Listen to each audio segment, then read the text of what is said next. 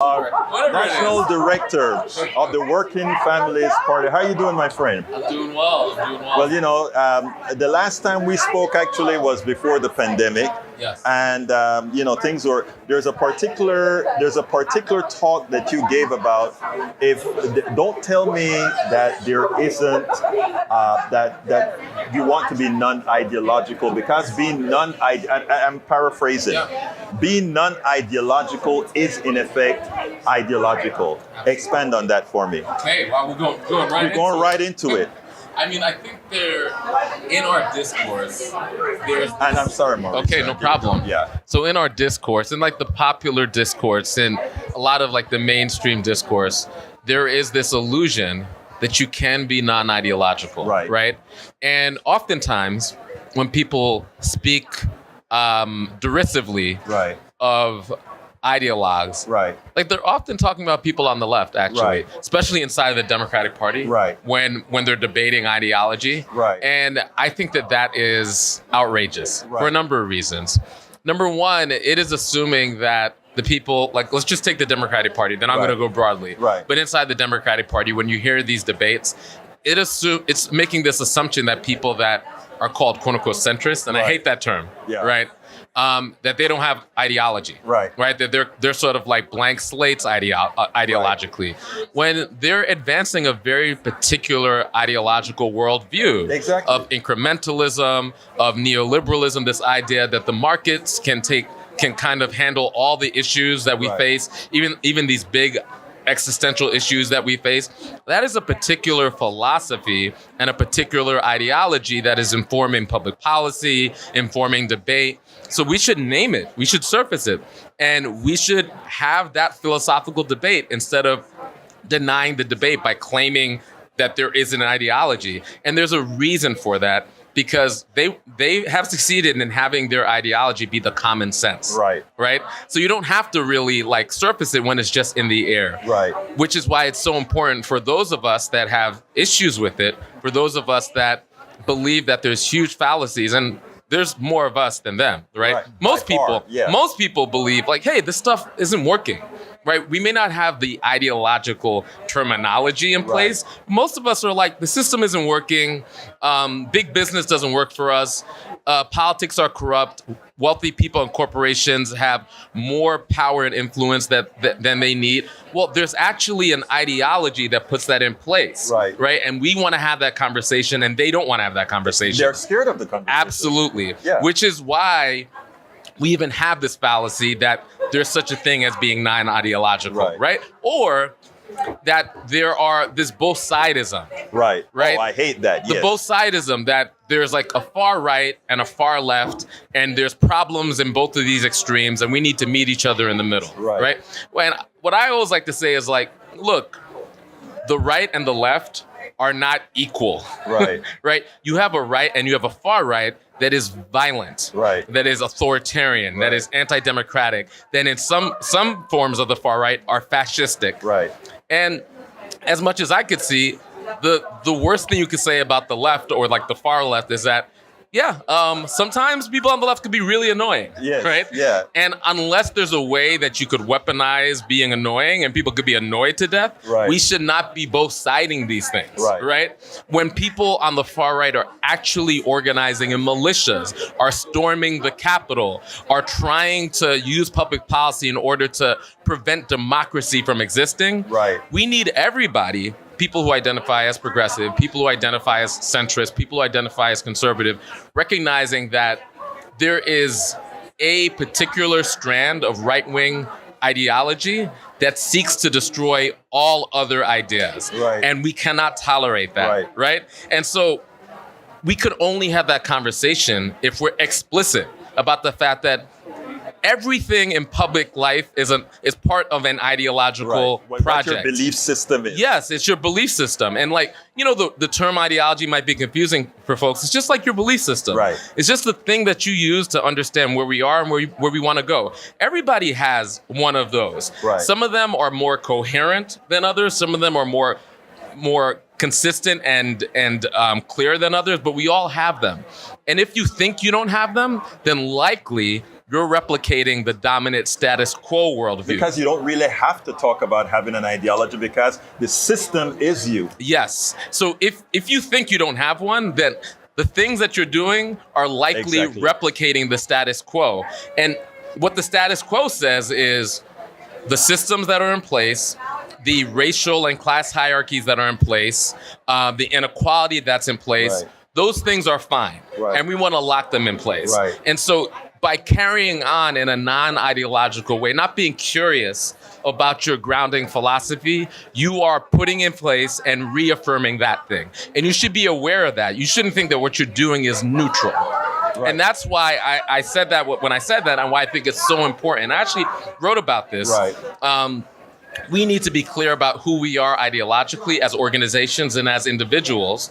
And I actually believe that the more ideological we are, like the more clear we are about our grounding philosophy, the better it is in society, because then I could say like, oh, this is where you are. This is where I am. This is where we could collaborate. This is where we have differences. But when everything's all mushy, it's really hard to do that. And that is actually by the design of the people at the top of the hierarchy. Mushiness is increased in entropy, and all of that is what is needed. In fact, profit is made on people not knowing stuff. That's why we don't have Medicare for all and all of that. The issues that you have when there's so many choices, to not real choices, not real choices, but that's what occurs. Now, I said I wanted to talk something about it, and a lot of people would not really tie these together. First of all, we know that the working families organization, the working family party. I always mess up. That we know what that it stands for. Livable wages and all the good things that progressives know most Americans want. 60, 70, 80% of Americans. Yes. Something is happening now called AI. Yes. AI is going to affect, for once now, the class that thought they were unaffectable, if that's a word, are suddenly going to be affected because writers are going to be replaced and all of these are going to replace them. People are scared. Yeah. I am not scared. I'm saying we can embrace AI if we had it done in a format that's honest. In other words, AI is nothing more than productivity increases. If productivity increases is simply for the wealthy, then it's a problem because, not only the working class loses job, but now the regular folks lose jobs. However, if we have policies now that says, by the way, AI was a composite knowledge of us all. And as a composite knowledge of us all, we should all partake in that you don't need 50 operators, you only need 10 operators now. Well, we probably need to reduce the work week by 50% or 60%. If we look at AI as the composite knowledge and meaning we need to work less, it would work. But in a capitalist system as we have it today, the spoils are going to go, where? This question comes. Let me hear the question. The question is coming. How is the working families parties and others, instead of fighting AI like I've seen in the unions in Hollywood, etc., use AI as a matter of saying, no, what it means is this composite knowledge, the productivity from this composite knowledge needs to be shared. There are two ways to skin a cat. Stop it or. So let me reframe that a little bit, right? So I don't think there's any real stopping of technology. No way. Right? Yes. Technology is a tool, right? The thing that I'm curious about is who's wielding that tool. Power, yes. Right? The other questions I'm curious about is that who is realizing the upside from engaging that tool, and if there is a downside, who has to hold the downside? Right. It is a system question. Right. If the people who are wielding that tool are people who are already privileged, people like Silicon Valley VCs and others, and if they are also the people who will realize the upside, and then the downsides will be held by all of us, then number one, that's called capitalism. And I think we're on the road for AI to do that. Not because it's AI, but because we're living under this economic system, right? Now, so the question is, how can our organizing leverage this moment when workers are realizing their power, when actors are going on strike, writers are going on strike, UPS drivers are going on strike. How can we take this moment where AI and automation and robotics are sort of reimagining work? How can we use that as an occasion to lead, right? And so what I'm interested in, what is going to be the social justice application of this technology, right? And then also, what are the systems applications? How can we perhaps have a different economic system, right? Where, all right, if this technology, right, is creating more productivity and creating more value, right, how can we realize the value? Because when you look at all of these technologies, right, from automation to AI, right, they're leveraging the commons. That's my point. So they're leveraging the commons. They're leveraging what is our common value, right? For example, AI is just like pulling in knowledge from everybody. From the internet, just knowledge from everybody. Things that maybe you wrote, things that I wrote, right? Just sucking it up and making a model out of that. Right. But then a handful of white men in Silicon Valley are going to be the ones that benefit from the total knowledge of the. So how can we have public policy in place, right, that says if we're going to realize these benefits, perhaps from automation, from the attention economy, and these algorithms, from AI, all of these tools, how can the public policy be put in place to ensure that the wealth and the capacity that is derived from these things benefit the commons that actually built these things? And a lot of these things, like for example, like Elon and Tesla, right? They didn't like do anything. Yeah. But first of all, Elon didn't start Tesla, right? But that's a whole other thing. Yeah. But Tesla benefited from a huge government contracts, right? That's one of the reasons why Tesla's Tesla, right? Yeah. And then so many things we overlook as part of the commons, like the interstate highways, the internet, the infrastructure of the internet, a lot of the research and development coming out of our public institutions, our public universities, right? So the public is creating this infrastructure and the groundwork for these businesses and for these VC people to be able to even benefit, right? And there's the public knowledge on the internet was created by us. There should be public policy put in place, and it can't just be U.S. because this technology is everywhere. Global public policy put in place to ensure that we, as humanity, can actually benefit from the capacity that's being built from these technologies. And that is on us and our organizing. And we need to constrain these corporations to hold them accountable to make that happen. I am glad you said that, and because one of the things that I've been putting AI into the productivity domain and the commons, because that's where it comes from. But if you watch the news and watch most of the organizations that get play, we don't hear that message, which is something that I think is important. And I think it is on us, it's on progressives to change the narrative, because the AI narrative is not what you just said, which it is. And to put it bluntly, AI is just one technology. But from the building of the cars where all this money goes to a few, to every technology that we've had, it has always been the technology of the commons. It has everything that you see here technological. Even when Intel built the processor, it wasn't on just Intel, but it was on the person who understood materials. It was on the person who understood all these things. And I'm glad that you're putting it that way. My next question is, how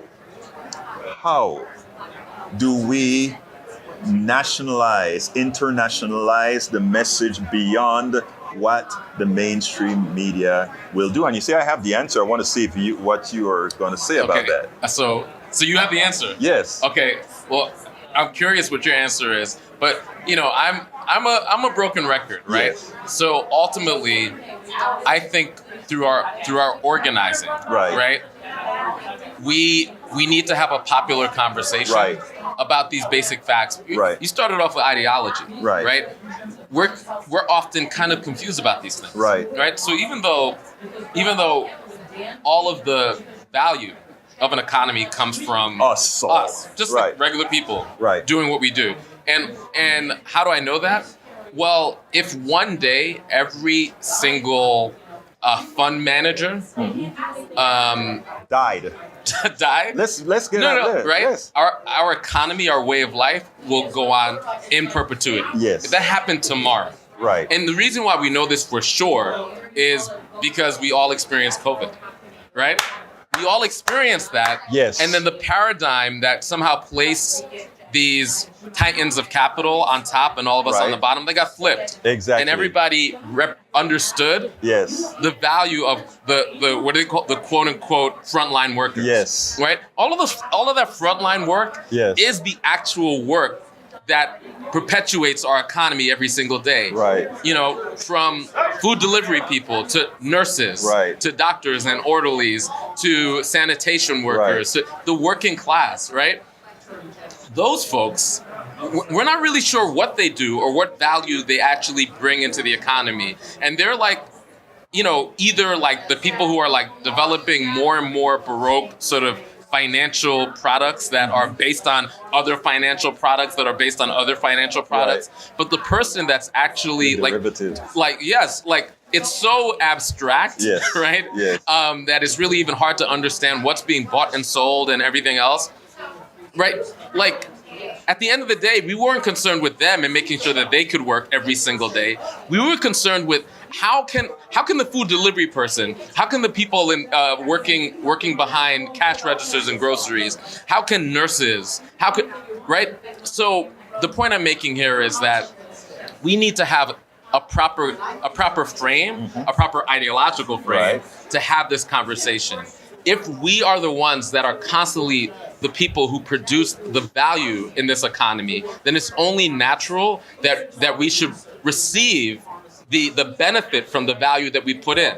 How are we putting in all the inputs, but some folks who actually aren't... that don't even know how to do it. Right. How are they the ones that are... So with this question around technology, AI, robotics, you know, on and on and on and on, to me, the fundamental problem is the economic system. And once we realize that, then we will organize. Right. And we will organize. And I think the one thing currently, as long as we have a oligarchic form of democracy, that we could use that in order to, this is what we do at Working Families. We believe that working people should govern, not the wealthy, not corporations. We should use the limited purchase we have on democracy to commandeer government. Exactly. Right? So that we could create public policy in order to constrain capital so that we could ensure that we realize the value, everyday people realize the value of our economy. What does that look like? Right? A robust public healthcare system, including mental health, a robust top-class educational system from K to university, the commons, parks and libraries, and like we are the wealthiest country in the history of countries, right? And so there's enough wealth for all of us to experience that. It's the public policy, because we have a corporately captured government. It's the public policy that is so skewed to those VC people in Silicon Valley and the already wealthy and the corporations. And the one thing that we have is our ability to be able to seize control of the government and then create public policy in order to constrain those folks. And we should use that. Also, as workers, we should use our ability as workers to organize together and be able to, that thing that I talk about, the inputs that we're putting into our economy, our labor, organize our labor in order to demand from the corporate class and from the wealthy the conditions that we want. And which is why I'm so excited that the Teamsters look like they might strike. On UPS, right? On UPS, that actors are on the verge of striking, that writers are striking, working people are recognizing the power, recognizing, oh, I have something, I have my labor, this thing that's so valuable that the ruling class takes for granted. If we organize together, Maurice, we can change the conditions. We are excited about this. We're excited to have you. You have another appointment, and I don't want to break the promise, so thank you so kindly. It was so good, brother. It's been too long. Here. Absolutely, so thank you for being on Politics Done Right, my man. Absolutely, and can I just make a shout out? Absolutely, do it. If anybody's interested in organizing with us at the Working Families Party, the best thing you could do is you could either text WFP to 30403 or find us at Working Families on on Twitter, on Instagram, on all the social media, or go to our website, workingfamilies.org. Thank you so kindly. Thank you, been brother. A pleasure every time. Absolutely. And we must do this again sooner Let's than do it. the last time. Okay? All right, take care. All right, take care now.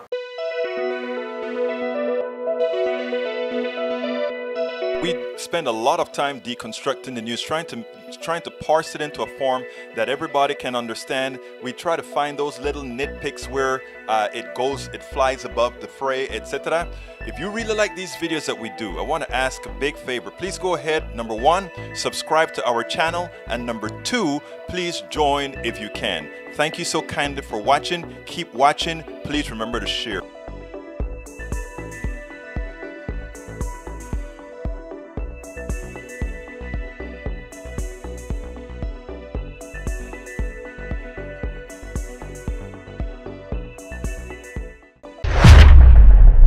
Welcome to one more edition of Politics Done Right. Today we are honored once again to have with us the one and only Dr. Andy Bard. Who's Dr. Andy Bard? Of course, a prize-winning author, former Democratic candidate for Congress in Virginia's very, very red Shenandoah Valley, former talk show host, summa cum laude graduate from Harvard, so we know he's smart, awarded with distinction in a program specifically created to accommodate his original theory explaining how civilization has developed, and a frequent columnist in newspapers throughout the United States, Mr. Dr. Schmookler. How are you doing this morning? I'm doing fine. Glad to be back with you. Well, absolutely so. Today we're going to discuss an article some may think they have a notion of, because even I told you the article is titled, "How Are We to Think of Human Nature?" To which I responded, nurture versus nature. And then you said, let's take it a little bit deeper. So, Dr. Schmookler, tell me about human nature. Well, should I start with those two straw men or should I go right to my thesis? My brother, it's okay. On you. All right. So you mentioned that I have this original theory about what's happened to us as a species since we became civilized and took an unprecedented step. Well, that's true, and it has had at the center of it has been the question of human nature. So I got hit by that idea in 1970. I went in to see what everybody was saying about human nature because that was at the center of my vision. And I found that I really didn't agree with some of the main things that are out there in our civilization. One was the idea that we didn't have a real human nature, that we are so plastic that culture can make of us anything it wants, and like that. And I rejected that because we evolved to be creatures who lived like primates, and then hominids, and then hunter-gatherer bands of Homo sapiens for hundreds of thousands of years. We had to have a nature then.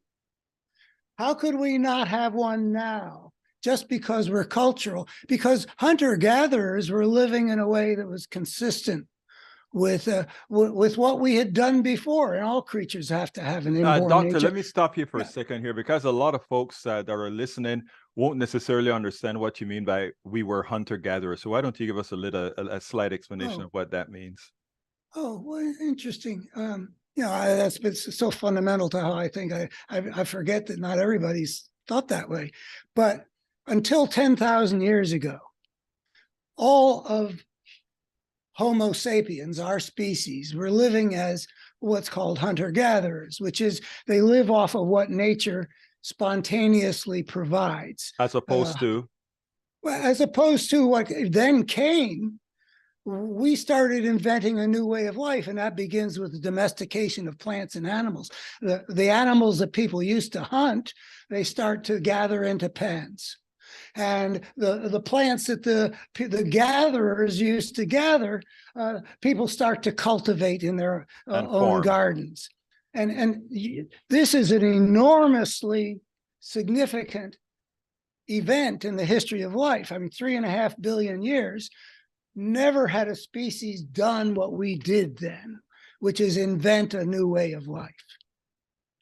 And so it's a gradual emergence. Of course, we had a nature, and why would it go away? Well, you can say, well, for 10,000 years, we've been doing something different from what we'd always done, but that's just a drop in the bucket, 10,000 years after, mammalian evolution for 100 million years, or how that's the dryer. Sorry about that. Anyway, it was obvious that we would still have a substantial and important human nature, which equipped us to be able to do what we had to do when we lived in that other circumstance that we emerged out of over tens or hundreds of millions of years, however you want to think of it. And then there were the other people who would look at human nature and they would say, we're territorial animals. We're inherently willing to use violence to get what we want. And you can notice whenever anybody in our culture says, well, that's human nature, I think virtually without exception, when somebody says, well, that's human nature, they're pointing to something negative. So the heart of my vision about what's happened to us as a species could be boiled down to the statement that we've discussed before, that the ugliness we see in human history is not a clear window into our human nature. So I disagreed with the people who said we had no nature, and I disagreed with the people who said that we should look at our nature as basically problematic. And it's interesting because I think that can be expanded into a lot of different arenas. Right now, we're talking about civilization, human nature, and what is it intrinsic to us that makes us do what we do. But many a times when we're talking about just regular policies that we come up with, a lot of the excuses generally made on the right is, that sounds good. That sounds like something nice to do, but it's not what, again, Dr. Schmookler, it's not human nature, and therefore we don't do. Continue, please. Kind of expand on that. One of the places where you and I have joined, I believe, and why I appreciate your having me back to deliver my better human story. But I think I understand that part of the appeal of a better human story for you is that you have a vision that we are capable of making a society that is far better than what we've got now. Absolutely. And so it's a value from your point of view, as it is from mine, to be able to see that what we are seeing around us shouldn't be understood as a clear window into this is what we are. We could be a lot better. And so the heart of this piece, to move into the next phase, is to answer the question, well, if I'm right in my vision, which we're not getting into today, but have in the past, which says that any species that steps across the line into civilization is going to get swept up into a systemic force that unnaturally drives the civilization to develop in destructive ways. And I feel like I proved that, but that's not where we're going now. Where we're going now is assuming that such a systemic force has driven the development of civilization in ways that we could not avoid and did not choose. Assuming that, how are we to understand what we're seeing in relation to, well, what is our nature? And that leads me to tell the story about some research from the 1950s involving before you go into the research, because yeah, that was a good research, the one that you talk about, the monkeys that had two different ways of being raised. I enjoyed that story, but I want to, before we get to the research itself, move it a bit more into today's reality, because how it is that America as a country, many a times had found itself on a path to redemption and on a path to correct its past ills, on a path that says we are better than that. How do we then, if there isn't something within ourselves that want to be quote unquote bad. And I'm just using that as that's an fine. excuse. That's fine. How do we allow, using your terminology again, the gangster? How do we allow the gangster to move us back into a position that really is rather inhumane and what we would like to call not human nature, but societal maybe? Well, so if somebody's willing to grant me that there's a force that's not a function of human nature that has driven our civilization, considered as a whole system that's been globally developing for 10,000 years, and takes the forms of individual societies and cultures, and it takes the form of the whole pattern in which empires get built by powerful societies incorporating weaker societies. If you're willing to just sort of stipulate for the moment that you step across this threshold into civilization, and boom, you're in this war of all against all, and all kinds of crap's going to happen, no matter what the nature of the creature. If you stipulate that, then you're going to say, well, look at, and we've discussed this too, how patterns of brokenness move through history, move through time. You've got, and part of the thing is that you've got people who are broken in various ways. They've been raised in family structures that are injurious, that are the fruit of all that crap that's been going on. So, for example, I'm writing a piece right now about what is it that makes people susceptible to believing lies. Because, as a guy, I've been a truth teller. I mean, I'm all about finding the truth and telling the truth. And I'm just blown away by what I've witnessed. We've got tens of millions of people in this country who believe, and we could make a little list of really important beliefs that they believe to be true, and whose falsehood is just couldn't be more obvious. The stolen election lie, the Trump did nothing wrong lie, the climate change is a hoax lie. I mean, there's no way anybody with basic intelligence and who is reasonably open to information would know. There's no way not to know that those are lies. I mean, how can you not know that the election wasn't stolen from Trump, that he was the one? I mean, it's just out there, presented as boldly as anything I've ever seen presented on the public stage. How can you not know that climate change is a major thing? I mean, just the daily news practically with wildfires and all the rest. How can you not know?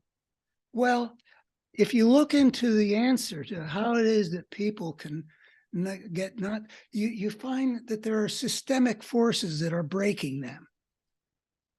And what are they? Well, for example, it can be a cultural thing. First of all, you can be brought up in a family in which there are lies that the children are compelled to believe. Nobody's allowed to know that daddy is molesting his daughter, or nobody's allowed to know that that daddy's an alcoholic. Whatever the family secrets are, you can be brought up being compelled to believe a lie. That's the brokenness in that family. And you could ask, well, how did he get to be that kind of a guy? That also is going to be a product of history. And then there's cultural things. Like I live in Dixie, as do you, by the way. I live in the land of the Confederacy. And it is a land in which lies have been told. If you look into the history of how the Civil War was taught in the South, you find that the powers of the state were used to compel teachers to teach lies about the Civil War. So people grew up and it goes back before the Civil War too, but just looking at the lost cause lie, the war of northern aggression lie, the states' rights lie. It emerged right after the Civil War. It's been sold to generations of Southerners who have made a hero of Jefferson Davis, who led his region into an utter disaster. It's saturated with lies, and people are brought up from the beginning in the culture to be able to absorb certain kinds of lies from certain kinds of authorities. Anyway, the world is broken. It makes people broken. Then broken people forward the force of brokenness and so we are dealing with 10,000 years of a force of brokenness working in countless ways, permeating every level, from the individual psyche to family structure to social structure to power structures to the international system. Now, everything that you've just said there, if you take a listen to it, back to the article that we're discussing here with regards to human nature, I think a lot of what you're saying is, and I think your experiment as well that you're about to talk about is going to prove that. And I think it's something that I've always agreed with, that while there is in fact human nature, much of what occurs has less to do with human nature, because all the brokenness that you talk about, all these issues that you speak about with people wanting to believe fallacies or people having learned fallacies from their inception, from their birth, actually says that a lot of this quote unquote brokenness, a lot of this belief system, it's the external that's causing it and not the nature that's causing it. Do I read you right? Yeah, we live in an unnatural world. Right. Which is not, it's partly to be understood as this is what people wanted, like, I've got a soft chair over there, that's what I wanted. I got hot and cold running water over there. That's what I wanted. Part of it is people meeting their needs. But part of it is this other systemic force driving things in ways that nobody has been in a position to control. And so I think that people don't often think about how the whole can be something other than the sum of its parts. Mm-hmm. They think that if human beings have been acting for 10,000 years, then whatever comes out of it has got to be an expression of what human beings are. But that's not really, that does not follow. I mean, it does not follow, because people can plunge into a situation like we did that has a dynamic of its own. But I think if we expand on that, we just take a look at how far we've come with things like changing the past belief on women's rights, the rights of gay marriage, and all these things. When you think about where we've been and where we've gone, I think that probably makes your case as well. Now, you have an experiment that you mentioned in the article that actually I think is probably one of the better experiments that just shows, yes, there is human nature, or there is nature, if you will, but again, externalities play a part. Why don't you tell us about that? Yeah, the point's going to be that for species like us, we're born incomplete because and we're not the only ones, but we're the what do you mean by we were born incomplete? Well, what I mean is we're born, for example, with the innate capacity, which is quite extraordinary, just us human beings. We're going to learn a language. But what language we're going to learn, that depends on where we get born, You and I speak English, though you're bilingual in a way that I'm not. But we if we'd been born at a different time and place, we could be speaking, ancient Greek, or we could be speaking Mandarin Chinese, and that stands for all kinds of things. But even the rhesus monkey who's not going to be learning a language and a culture as complex as what we humans do. The study took a bunch of rhesus monkey infants and divided them into two groups. One group, and each one was growing up separately with this phony mother. One group had a phony mother that consisted only of wire mesh. The other group had the same thing, except that it had a piece of terry cloth around it, which turned out to be important because the rhesus monkey is born needing something to cuddle up to. And that's fine in all the situations that rhesus monkeys are born in, probably, virtually. They're going to have a mother who's there taking an interest in them and letting them cuddle up against them. So the nature of the child is there when it's born, needing something to cuddle up with. But if it doesn't get that, like with the group of infants that get just the wire mesh, they develop into something really messed up. They are incapable of functioning in rhesus monkey society, and they're social animals. They're incapable of mating. They are completely messed up because they were born with a nature that required cultures, required the environment to provide something to complete them properly.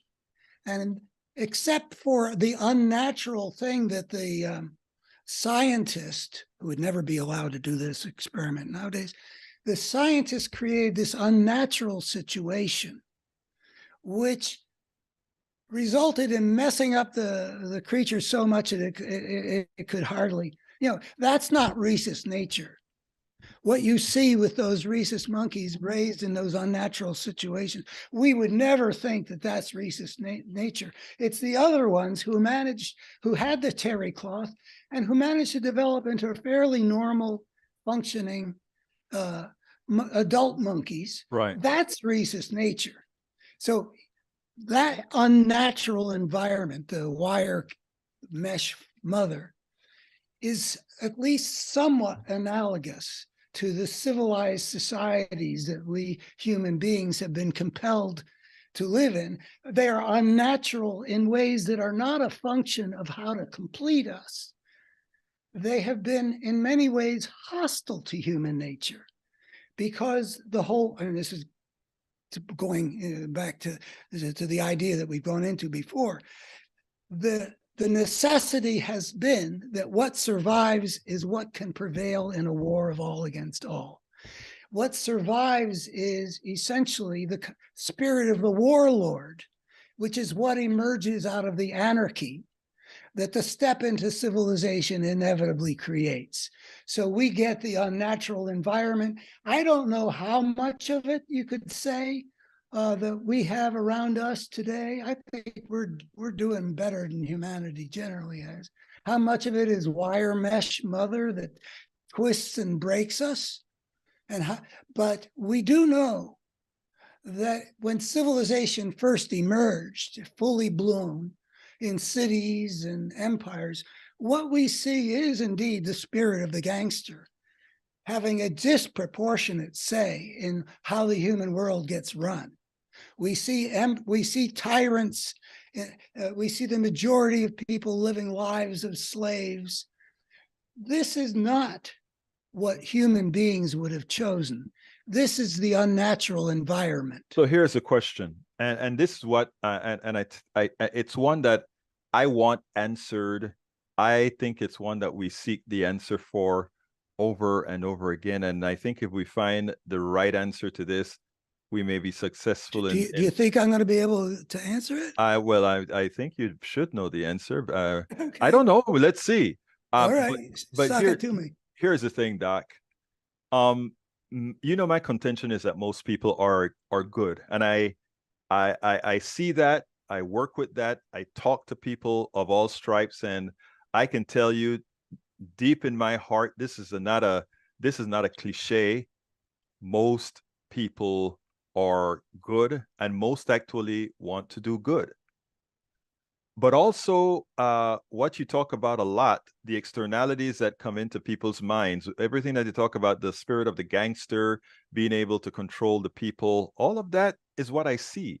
I look at the gangsters in our society, and the gangsters aren't only the Donald Trumps. In fact, Donald Trump himself has his own gangster, in my opinion, which is the system above him.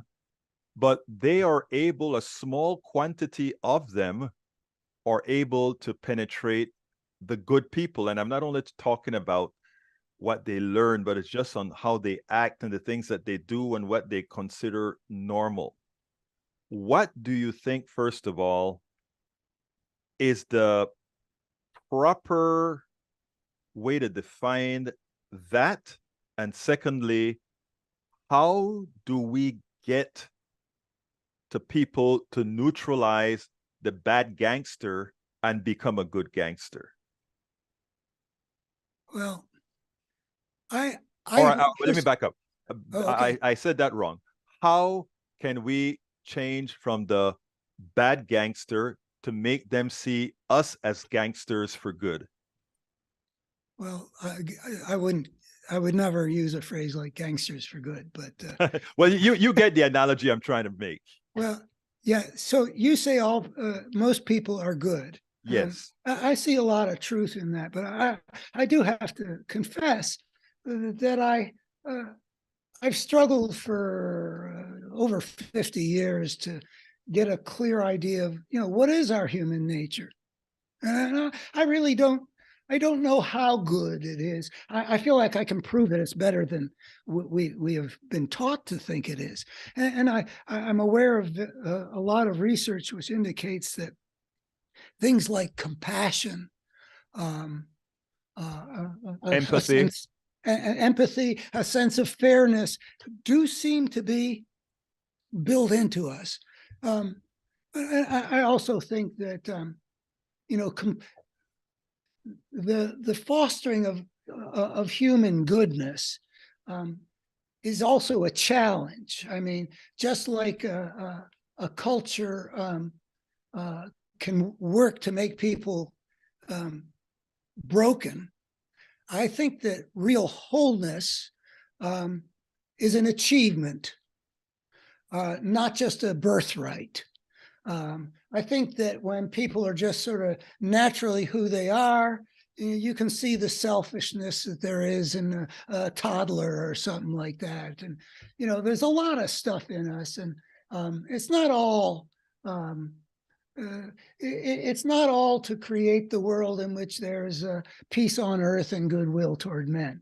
I think that, the teachings of our religions are aspirations that would be challenging to meet, even if we didn't have to deal with these systemic forces of brokenness.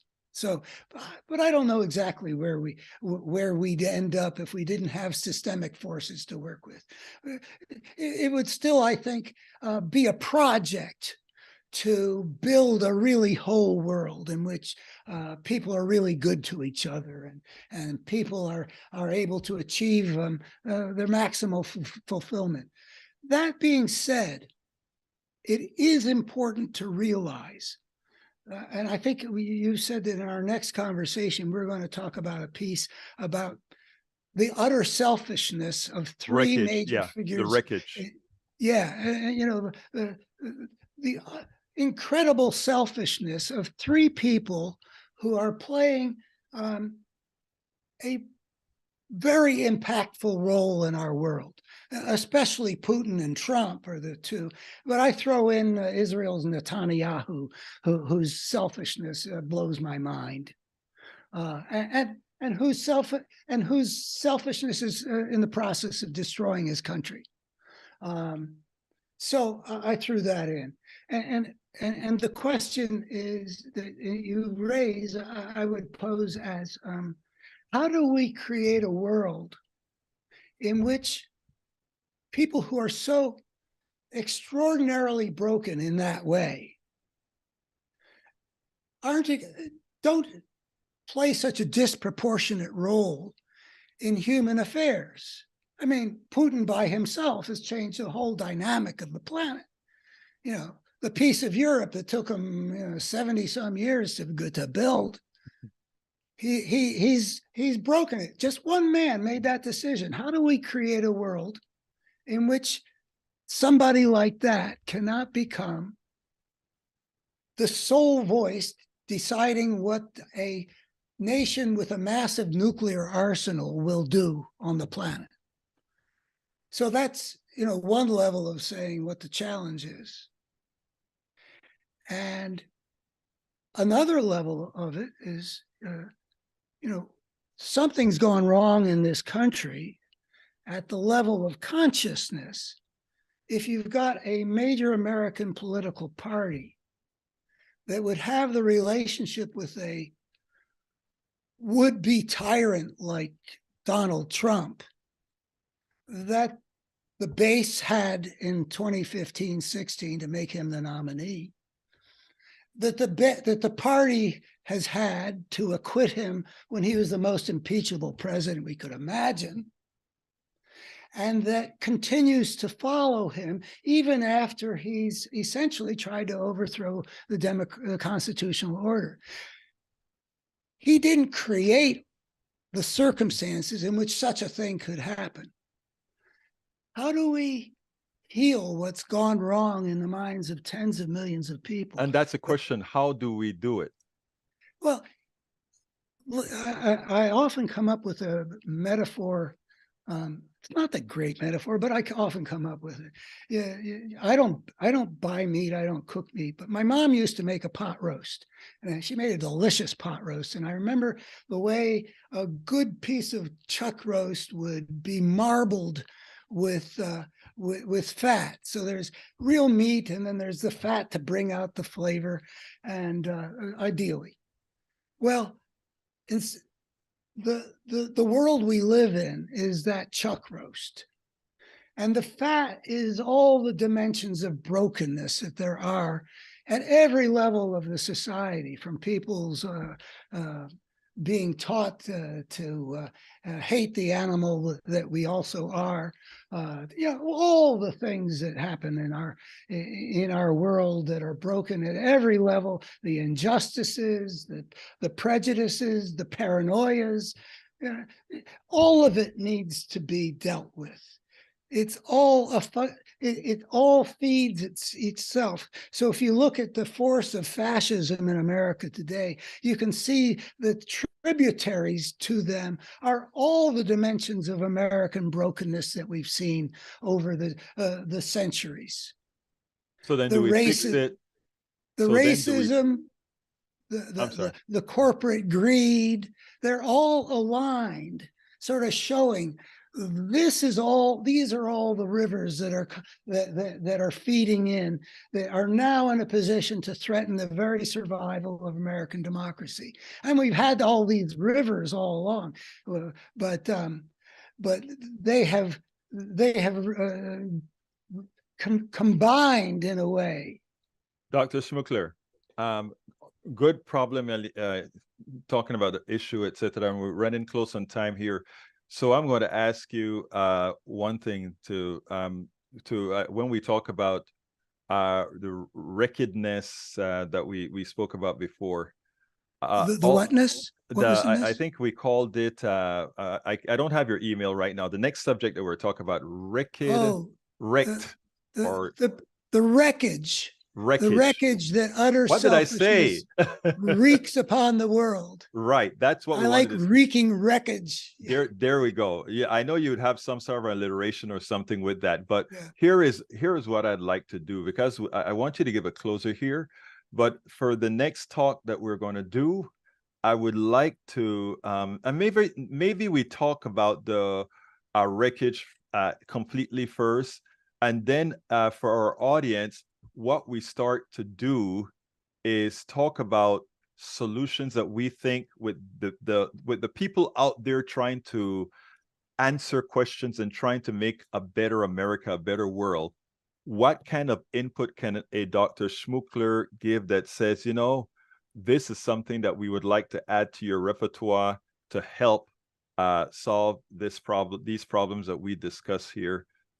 I always like to have not only describing problems, but hopefully having solutions. So in the last minute, why don't you give me a closer for this segment?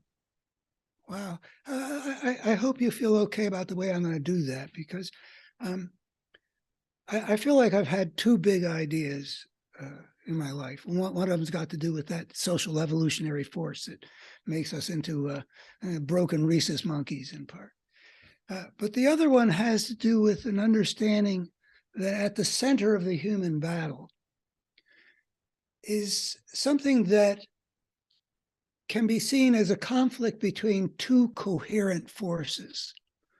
There's a coherent force that consistently works to make things more broken. And there's a coherent force that consistently works to make things more whole. And I define good and evil in those terms. And then I try to show how there are these coherent forces. And it's got to do with that marbling that what we're engaged in is the battle between good and evil. And it turns out that there is a reality in the human world that is reasonable to describe that way, but you can get rid of those words if you don't like them, and you can say a battle between a force of wholeness and a force of brokenness, and then I can show you how there are those coherent forces. And so I think that what we should see is that basically the political situation in America today, and I know you are very devoted to that important dimension, as am I, that political battle, and I've been trying to say this for 20 years, that we really should see it in terms of the battle between good and evil, not in some simple-minded way, but this is the nature of how politics has become in America. I grew up in a different kind of America. Then it was a matter of conservative versus liberal, and they would battle, and the elements of good and evil were sort of mixed in both camps, and they would fight over things like tax rates and various policy issues, and all kinds of things would enter into it in terms of values and principles. And neither side was just the good guy on every situation. Neither side was the bad guy on every situation. It was a mixture. But that's not what it is now. And even in the political realm, what we're dealing with is not just the political battle. We also, if we want to heal America, have to heal the nature of the consciousness that has been exploited by this force, that has appealed to the worst of them, gotten them to believe the unbelievable, got them to defend the indefensible. And that is where we end it, Dr. Schmookler. Thank you so kindly once again. We've been listening to Dr. Andy Schmookler, who writes a whole lot as well on these issues, and we're happy to have had you on Politics Done Right. Well, thank you for having me. Nice to be back. We spend a lot of time deconstructing the news, trying to parse it into a form that everybody can understand. We try to find those little nitpicks where it flies above the fray, etc. If you really like these videos that we do, I want to ask a big favor. Please go ahead, number one, subscribe to our channel, and number two, please join if you can. Thank you so kindly for watching. Keep watching. Please remember to share. We must populate the entire internet with our progressive message, a message that we know is what most Americans say that they want. So help us, please.